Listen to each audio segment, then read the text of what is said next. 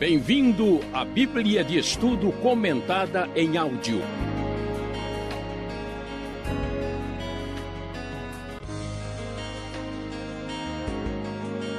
Estudo 19, baseado em Gênesis 18, parte B. Rota 66, vendo hoje a continuidade do capítulo 18 do livro de Gênesis, na verdade a segunda parte do capítulo, onde nós vamos encontrar um tema a ser abordado: justiça e misericórdia. Todos devem se lembrar muito bem que nós vimos Abraão socorrendo o seu sobrinho Ló naquela famosa guerra dos 4 reis contra os outros 5 reis. E Abraão foi ajudar o seu sobrinho Ló, que na época estava morando na cidade de Sodoma, que era uma cidade próspera, uma cidade importante que ficava na região bem ao sul de onde hoje é o território do Estado de Israel.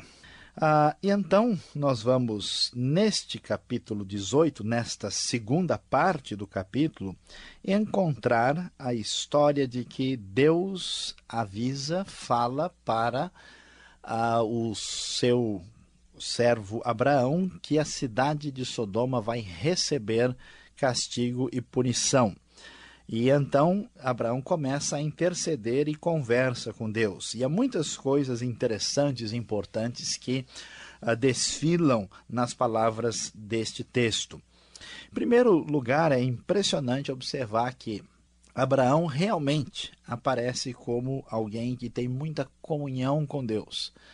Nós vimos no capítulo 18 a conversa com o Senhor. Aqui, mais uma vez, Abraão está nesta presença divina de uma maneira extraordinária. Tanto é que em vários lugares o texto diz que o Senhor se ausenta, então o Senhor se apresenta.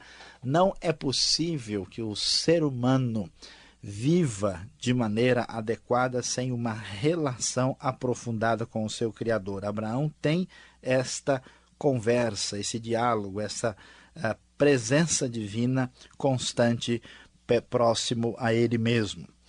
Quando lemos o texto sagrado, vemos que Deus está consciente de tudo que acontece no mundo. O versículo 20 diz o seguinte na Nova Versão Internacional da Bíblia: Disse-lhe, pois, o Senhor: as acusações contra Sodoma e Gomorra são tantas e o seu pecado é tão grave que descerei para ver o que eles têm feito, se o que eles têm feito, corresponde ao que tenho ouvido, senão eu saberei. O Senhor afirma claramente de que Senhor afirma claramente que aquilo que é conhecido, que está se passando, chegou à presença dele. As acusações, uma espécie de clamor, chegou à presença de Deus. Deus sabe de todas as coisas que estão acontecendo no mundo e na sua vida, porque Deus é onisciente, Deus tem pleno conhecimento e Deus também é justo. Portanto, vamos nos lembrar do raciocínio bíblico que a maldade humana só pode ir até o ponto onde Deus permite que o ser humano possa agir. Daí em diante há um limite da paciência e da tolerância divina. E aqui no caso nós vemos Sodoma e Gomorra chegando numa situação de pecado gravíssimo, de pecado sério, que vai ser claramente expresso no capítulo próximo 19.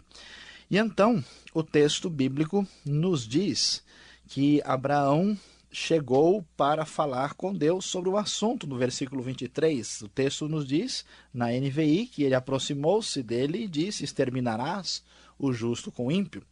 É impressionante vermos isso, porque alguém diz: escuta, que negócio é esse? Será que Deus não é onisciente? Deus não é onipotente? Que história é essa do reles mortal ser humano, ainda que Abraão seja um homem extraordinário? No capítulo anterior ele já estava aí até mesmo duvidando de Deus. Aqui atrás mesmo, um pouquinho, no próprio capítulo 18, ele já está lá dizendo, escuta, não é melhor a gente contar com Ismael do que achar que vai acontecer algo miraculoso? E agora, como é que este homem tem coragem de chegar diante de Deus?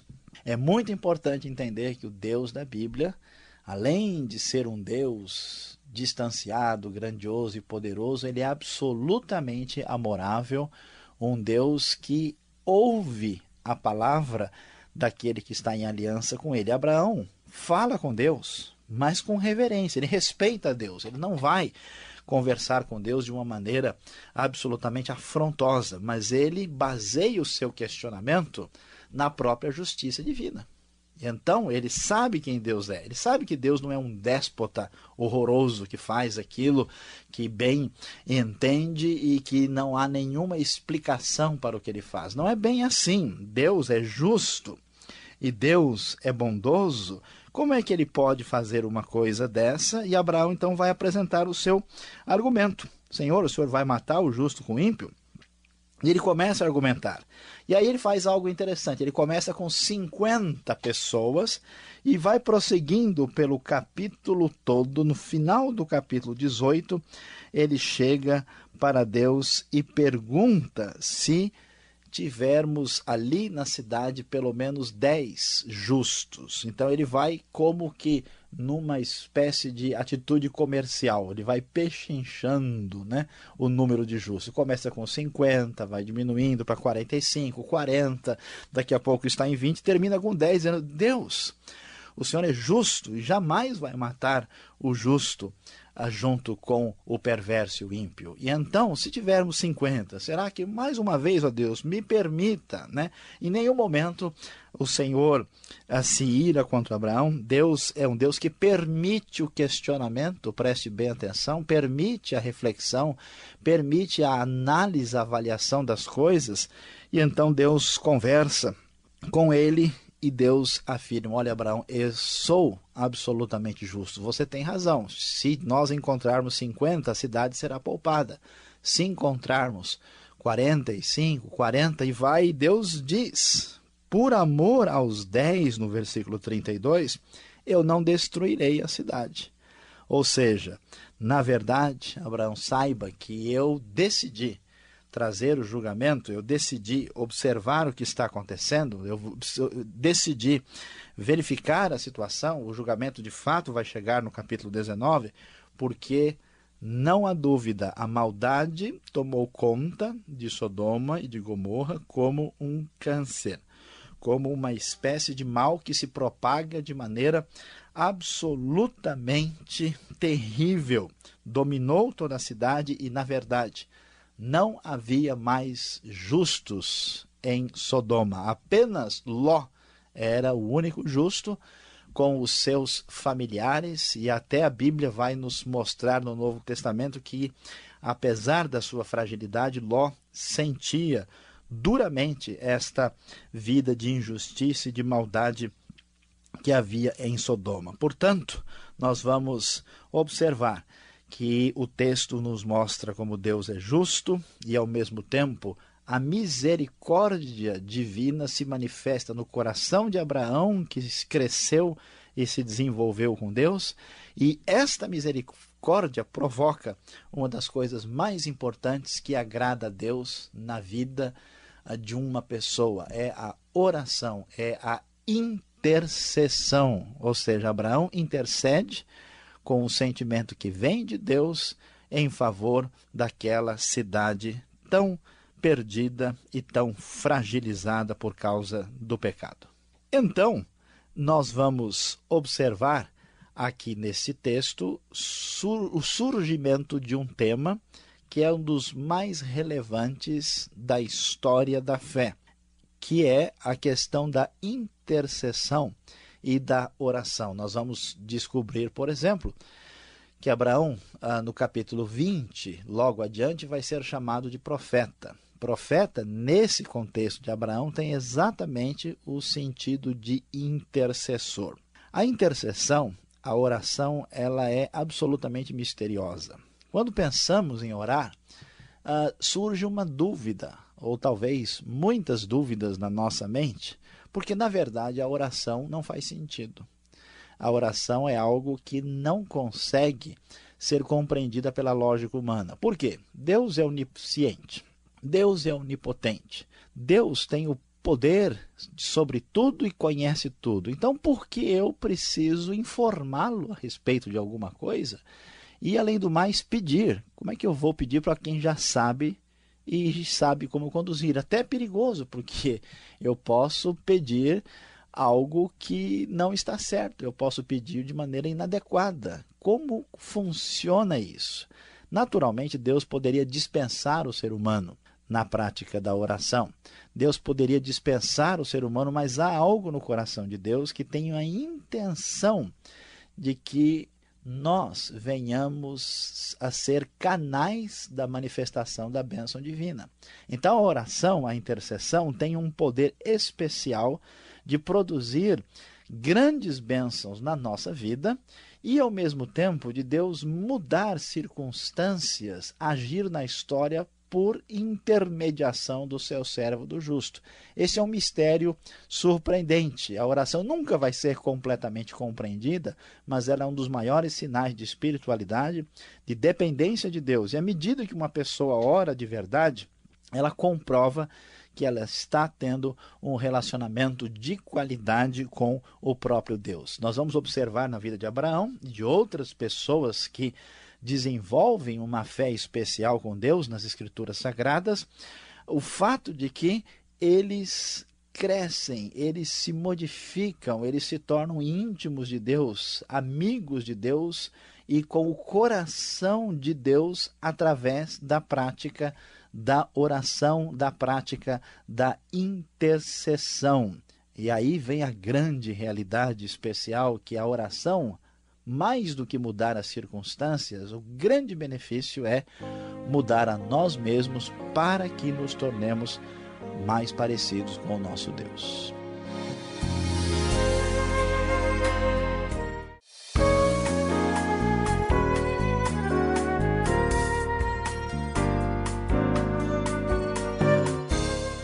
Capítulo 18 de Gênesis, verso 17, já aparece Deus mostrando todos os segredos para o amigo Abraão. Olha, Abraão, não vou esconder nada de você, estou para fazer isso, vai acontecer aquilo. Dá para comentar alguma coisa a mais sobre isso? Tipo, como eu sou amigo de Deus, Deus não pode também contar os seus segredos do que Ele vai fazer na minha vida, na minha cidade, no meu tempo? Muito bem, Alberto, vamos ver. Eu vou ver se eu estudei a lição direito mesmo ou não, né? Como é que a coisa funciona aqui. Essa questão de Deus aparecer e informar, será que eu vou esconder alguma coisa do meu servo, né? Não, eu vou revelar. E às vezes, em função disso, muitas pessoas têm uma espécie de desejo, primeiro, de ter informação e saber da parte de Deus das coisas para ter conhecimento do futuro.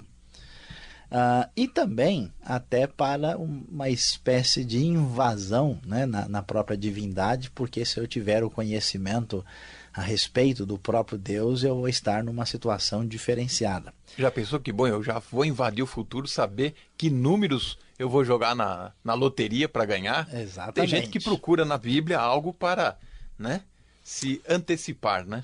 Então, a primeira coisa importante a perceber é que a pergunta para nós é: por que é que eu quero ter informação a respeito do futuro ou de algo que é uma espécie de sigilo? Em Deuteronômio 29, nós vamos ler um texto muito conhecido, que as coisas reveladas são para nós e aquelas que estão escondidas estão no domínio de Deus. Deus não está interessado, porque Ele sabe que isso não é benéfico, em simplesmente satisfazer a nossa curiosidade. A razão por que nós temos uma espécie de desejo de conhecer o futuro, e aquela ideia de apresentar perspectivas, ou mesmo de toda essa adivinhação popular de saber o que vai acontecer no ano que vem, ou não sei quando, ou em tal época, na verdade está relacionado com um desejo de independência de Deus e um desejo de domínio do futuro domínio da situação. E isso não é o que a Bíblia deseja para nós, não é isso que Deus, a gente de fato quer ser como Deus, já ouvimos isso em algum lugar. O futuro pertence a Deus, nós não teremos controle sobre ele. Deus, por razões ligadas ao seu plano, à história da redenção, em certos momentos, avisou um servo específico para uma determinada finalidade. Por exemplo, aqui Deus avisa Abraão do problema de Sodoma e isso leva Abraão à intercessão. Né? Nós vemos Deus avisando Noé com uma finalidade no dilúvio. Então, assim, os milagres divinos e a manifestação do conhecimento futuro permitido por Deus têm propósito segundo a intenção do próprio Deus. Não é uma satisfação de curiosidade humana e muito menos para aguçar a nosso sentimento pecaminoso de independência, de domínio da situação, porque conhecimento é domínio, é poder, e então eu posso fazer o que eu quiser, porque eu vou ter tudo sob meu controle. É como muitas pessoas aparecem depois de uma tragédia, né? Exatamente. Eu sabia que esse terremoto iria acontecer, que esse incêndio poderia ocorrer, né? Então a gente cobra de Deus certas ações que não é cabível, não é verdade? Exatamente. Pastor Sayão, mais uma pergunta. E agora a matéria em si. A cidade de Sodoma e a sua co-irmã, né? Sodoma e Gomorra aqui. O profeta Ezequiel, lá no capítulo 16, verso 49, diz que o pecado social destas duas cidades, a exploração dos pobres, a opressão, foi a causa da sua destruição. Será que é isso mesmo ou tem algo a mais que podemos acrescentar aí ou descobrir? Alberto, a pergunta é extremamente importante e relevante e aqui cabe uma percepção mais nítida do que acontece aqui. Acho que a maioria das pessoas geralmente olha a coisa do ponto de vista superficial e o problema está na raiz, o problema está no nível mais profundo. O que acontece com Sodoma e Gomorra se afastam de Deus e consequentemente, ao estar afastado de Deus, se torna uma sociedade perigosa e problemática para os próprios seres humanos. Então, o pecado de Sodoma apresentado na Bíblia é uma distorção do relacionamento entre as próprias pessoas. Tanto em Ezequiel 16, como através da discussão do assunto na tradição judaica, a gente vai observar que Sodoma é acusado de discriminação contra as pessoas pobres e simples, vai ser acusado de uma falta de hospitalidade muito grande, de uma grande violência, de uma grande injustiça e também de um comportamento sexual desequilibrado e fora do normal. Então, esse tipo de postura é o seguinte: uma vez que a pessoa se desligou da justiça que vem de Deus, a vida entre os homens, que é a raiz da coisa, ela está totalmente ameaçada. Todas as relações intra-humanas são aqui destruidoras e perigosas. Na tradição judaica é muito interessante, você tem várias historinhas contadas como se fosse assim uma espécie de contos, né? E onde diz, por exemplo, quando Ló chegou em Sodoma, quando Eliezer chegou em Sodoma, ele levou uma pedrada na cabeça e alguém disse: agora você vai ter que pagar 4 moedas de prata porque você levou uma pedrada na cabeça. Ele foi levado ao juiz, aí chegou lá, jogou uma pedra no juiz e falou: você me deve 4, agora acerta as 4. Assim, mostrando a injustiça. Agora, isso não tira a realidade do texto bíblico, que aqueles homens eram violentos, eram sexualmente violentos e para eles tanto fazia com que tipo de pessoas eles iam ter envolvimento sexual. Eles não estavam naquele padrão do livro de Gênesis de Adão e Eva dentro de um casamento monogâmico comum. Certamente o caminho deles era, eu diria, polissexual. Qualquer coisa estava valendo. Que terrível. Na verdade, o que está em jogo aqui é a influência dessa maldade que se espalha. Não é o que acontece lá na avenida que não vai atingir minha casa. De uma certa maneira, também vou ser corresponsável sobre tudo isso que está acontecendo no meu país, na minha cidade, né? Sayão, para terminar, nós queremos só saber o seguinte: essa pichincha de Abraão que você abordou há pouco, né? O questionamento de Deus sobre a justiça, o que ele vai fazer em Sodoma e Gomorra, e Abraão desconfiado: mas peraí, pelo menos uma classe lá se salva, olha, pelo menos uma meia dúzia lá é gente boa, gente que eu tenho negócio, né? por que existe esse interesse de Abraão, sabendo que a cidade é uma cidade perversa? Por que ele tenta ainda salvar alguma coisa? Ele tem algum interesse lá?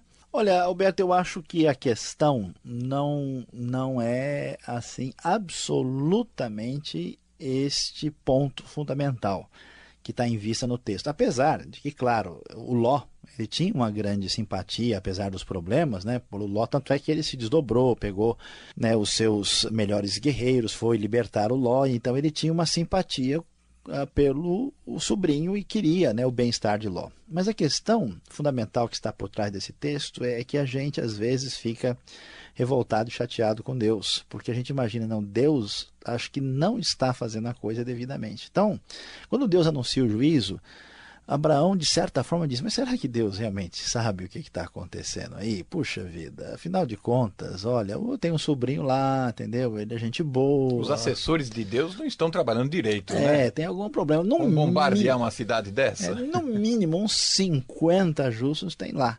Então, o que o texto vai mostrar para nós é que Deus sabe o que realmente ele está fazendo. Ele vê o quadro inteiro. Às vezes você fica aborrecido, chateado na sua vida, achando que uma coisa aconteceu e foi triste, como é que Deus permitiu isso? Deus está vendo o que você não sabe. Então, para Abraão, no mínimo 50 justos estavam lá. Deus sabia que só tinha um. Por isso, as atitudes de Deus, mesmo que a gente possa fazer a pergunta, no final a gente vai descobrir, Deus sabe o que faz. Ele tem a perspectiva completa da realidade. Ou seja, Deus é soberano mesmo. Muito obrigado, Sayão, pelas respostas. E eu fico aqui aguardando a aplicação e o fechamento desse texto.